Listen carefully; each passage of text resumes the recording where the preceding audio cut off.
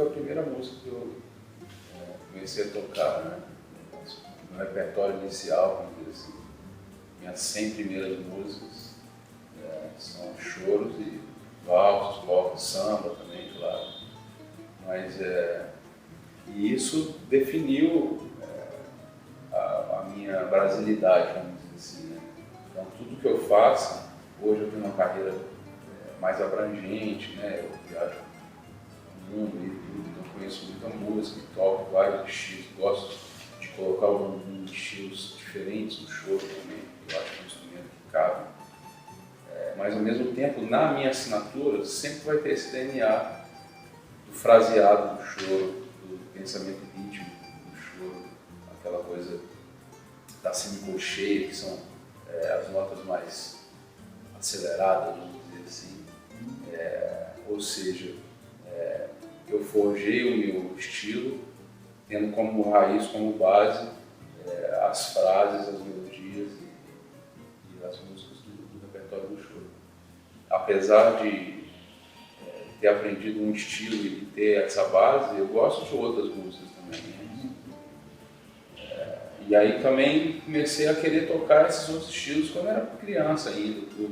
Eu acho que o meu crescimento na cidade de Brasília foi fundamental nisso, porque era uma cidade, ainda é uma cidade muito jovem, né? E a tradição ela veio de outros lugares do Brasil, se juntou ali, hoje está começando a ter uma coisa brasileira, então eu me interessava realmente por outros estilos, e mesmo nas rodas que a gente fazia, roda de choro ali e tal, tinha muita música ligada a essa tradição, coisa de serestas, sambas antigos, compositores tipo Caco Ernesto Cavaquinho, mas eu gostava também de tocar coisa mais, vamos dizer assim, mais MPB, né, tipo Djavan, que não é bem uma coisa dessa mesma tradição, mas música brasileira também.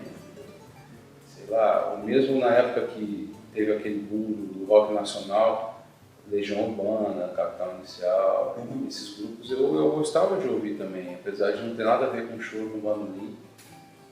Então isso me fez ter essa cabeça que eu tenho hoje. Eu realmente trabalho com a música e defendo essa bandeira da música do choro e tudo, mas ao mesmo tempo como intérprete eu gosto de as músicas, se estiver me emocionando, tá valendo.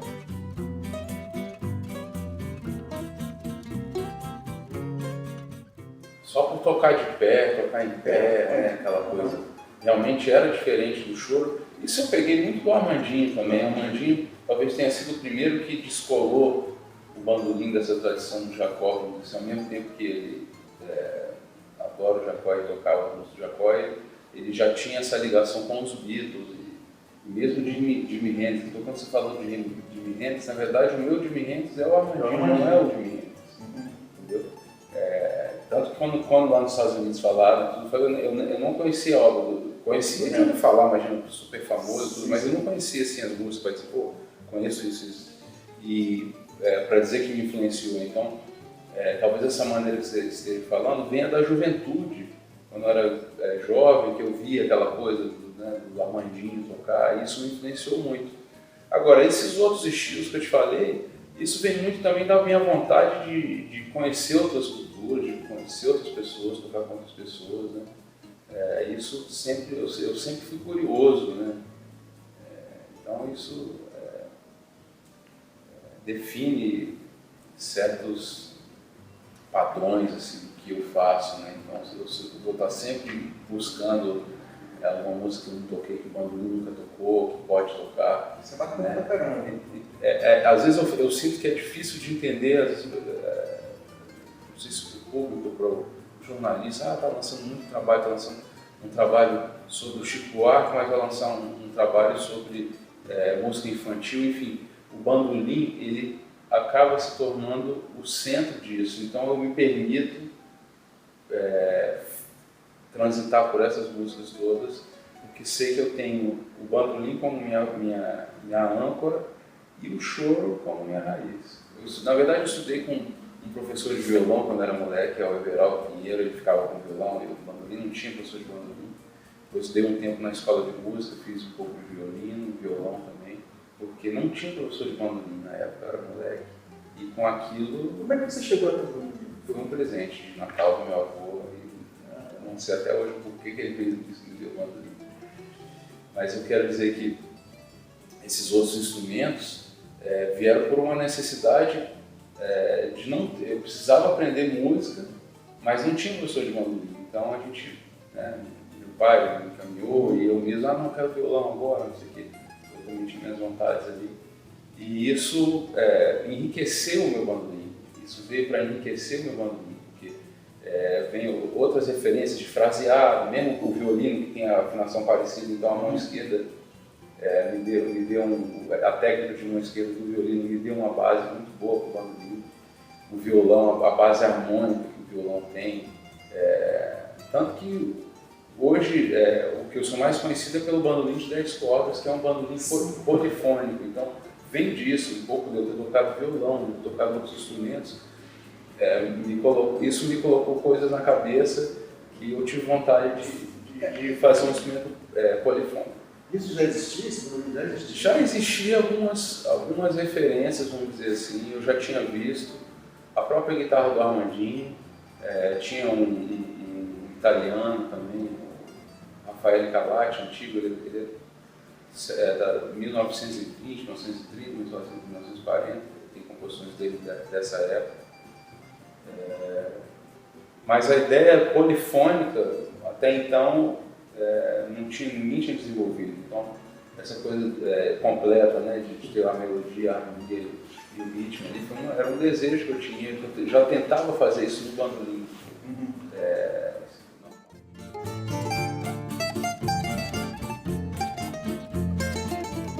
As coisas são sempre assim, um pouco do que a gente deseja e muito do que a vida dá pra gente, né? Então, ou seja, eu claro que quando me decidi realmente a sobreviver de música, viver de música, eu pensei que eu podia tocar. O mundo é a minha casa, né? O mundo é a minha casa.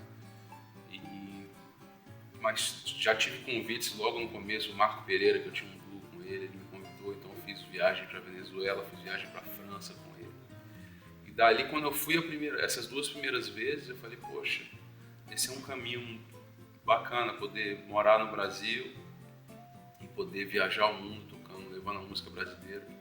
Eu acho que a música que eu faço tem esse, não é apelo, mas tem essa característica de gerar uma curiosidade e de já até ser uma música querida, né? Imagina, desde 1922, quando o Pixinguinha foi para a França, e existe uma ligação forte entre os músicos de jazz, também os festivais de jazz há muito tempo já recebem músicos brasileiros, então eu sabia disso, mas imaginar que hoje, né, todo ano eu vou e toco nesses países todos, principalmente na Europa, nesses festivais todos, foi mais do que eu imaginava realmente. E eu penso no futuro, me planejo, mas eu mais agradeço do que me planejo. Entendi.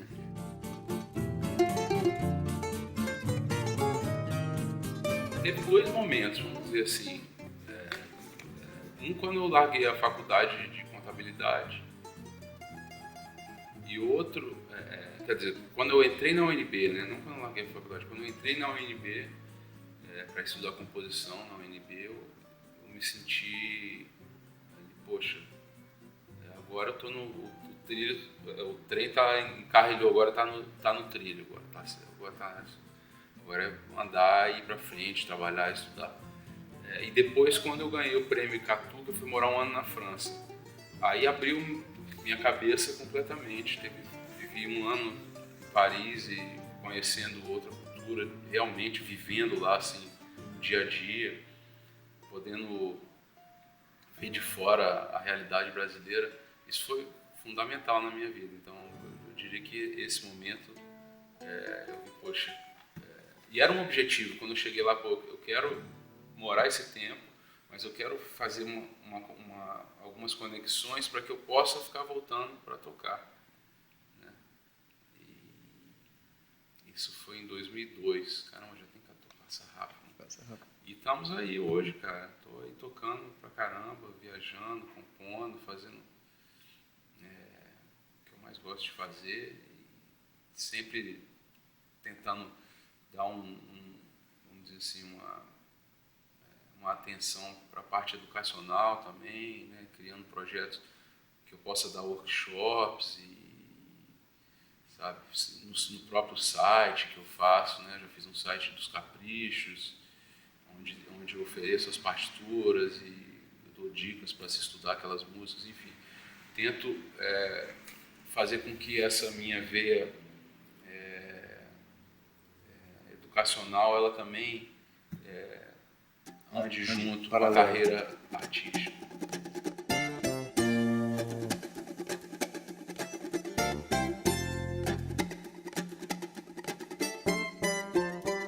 Olha, de uma maneira geral, cara, eu acho que a grande diferença é a quantidade de tempo que o público foi exposto à música, a um determinado tipo de música, né? Ou seja, os europeus, principalmente onde eu vou mais, eles já têm contato com a música de Bach, essas músicas que tem uma elaboração, uma coisa muito sofisticada. Sofisticada, mas ao mesmo tempo também tem uma coisa popular. Eu digo de elaboração mesmo, assim, de uma música que pode ter um fraseado determinado, que as pessoas já ouviram aquele fraseado já há 100, 200 anos, já existe na cultura. E eu acho que a principal diferença é essa. É claro que a econômica também, você vai em festivais, você tem uma quantidade de salas de concerto, teatros, vamos dizer assim, maior, porque também o continente europeu é muito mais velho que o nosso. Mas ao mesmo tempo existe uma vibração e existe uma efervescência no Brasil e no nosso país que é bem mais jovem, que faz uma diferença também, sabe? Então, cada lugar, como artista, cara, em cada lugar eu tenho uma sensação. Então, eu não consigo te dizer qual é melhor, qual é pior. Eu vejo essas diferenças assim do público. O público brasileiro, ele talvez seja um pouco mais vibrante, participativo, e você vê que, sabe, o pessoal assovia no meio, quer falar alguma coisa no meio. Você tem que entender isso, é o público que cara, não é uma coisa errada, sabe? Ali, bate palma, não sei o quê. Já o público europeu já vem de uma tradição diferente, né? Enfim, que não são menos vibrantes, mas a gente mede o gosto quando demora muito tempo. Por exemplo, na Europa, os caras ficam aplaudindo assim, tempos, né? Quando eles gostam assim, bastante. Então tem essas diferenças assim. Teve uma vez engraçada que eu fui tocar lá em Bova, que é uma cidade na Reggio Calabria, no alto de uma montanha lá na Itália. E é o sul da Itália, então eles são muito parecidos com o nosso Nordeste, nosso Norte, assim, né? Muito quente lá. E aí a gente fez um show, foi maravilhoso o show, poxa, público especial. Só que a gente foi embora e começou a tomar uma vaia, vaiando, eu falei, bicho, vaiando. Aí veio o organizador do festival, não, volta lá que eles adoraram, cara, eles estão vaiando porque vocês foram embora, eles querem que vocês voltem imediatamente lá pra tocar. E aí quando a gente voltou, pisou no palco, foi aquela ovação. Loucura, cara.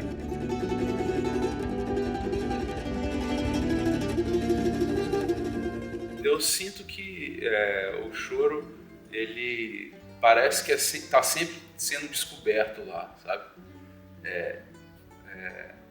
E está sendo descoberto, e ao mesmo tempo, quando as pessoas descobrem, elas se reconhecem ali, porque o choro ele é a mistura da música europeia com a música africana. Então, você pega a música do Pixinguinha, lembra muita coisa de música barroca, de música clássica, de fraseado, assim, sabe? Então, mas não é ao mesmo tempo, mas essa música parece com alguma coisa que eu conheço, só que tem um sabor. Então, pra gente é muito antigo o choro, só que em determinados lugares que eu vou tocar, é uma descoberta para as pessoas. Então, essa um dos objetivos também, quando eu estou trabalhando. Eu estou levando uma música da cultura do meu país para lugares, sei lá, vou pra Noruega, toco num lugar diferente, assim. Então eu vejo, e as pessoas, pô, mas isso é jazz. Não é que é primo do jazz, não é o jazz específico, mas também pode ser tocado pelos músicos de jazz. Eu mesmo fiz um disco chama Mundo de Pixinguinha, então convidei músicos de jazz para tocar comigo, um repertório só com música do Pixinguinha, né? Festival de jazz, por exemplo, as pessoas conhecem muito a bossa nova, né? A bossa nova tem uma fama. Tom Jobim é um músico idolatrado, assim, pelos músicos de jazz e tal. Ele pegou essa linguagem da gente, de alguma maneira acrescentou na parte harmônica, na melódica também, especialmente na harmônica, elementos que os jazzistas se reconhecem naqueles acordes ali. Então a bossa nova alcançou uma fama mundial, né? E o choro é o irmão mais velho, mas ele não é tão conhecido, porque enfim, não sei nem porquê, não sei nem te justificar isso, mas eu fico feliz de levar para lugares onde não se conhece o choro ainda, e ao mesmo tempo que eu vou para lugares onde as pessoas já me conhecem, então já reconhecem aquilo ali que é até tem gente que fala não, é o jazz, Brazilian jazz, não sei o que e tal. É legal, maneira de se ver também, então vou trabalhando para levar a música brasileira para fora dessa maneira. Estou tentando fazer, Alexandre, um trabalho que seja brasileiro, que seja bem reconhecido aqui e que seja visto fora como uma coisa nacional, assim, sabe? Brasileira, no sentido que tenha nível internacional para tocar nos teatros legais e tudo, mas que eu possa tocar aqui também de uma maneira despretensiosa e as pessoas reconhecerem. Porque às vezes eu fico vendo assim, o cara fala, não, isso é muito jazz, eu não gosto disso, é muito jazz. Ou fala assim, não, isso é muito careta. Eu não consigo pensar dessa maneira. Eu fico tentando colocar a música no tempo dela, fazer a minha música nesse meu tempo. Eu sou nesse tempo agora, mas deixando transparecer essa minha característica de ter uma âncora, né, no caso o choro, mas saber que a arte é livre, não tem viva, tem movimento, né?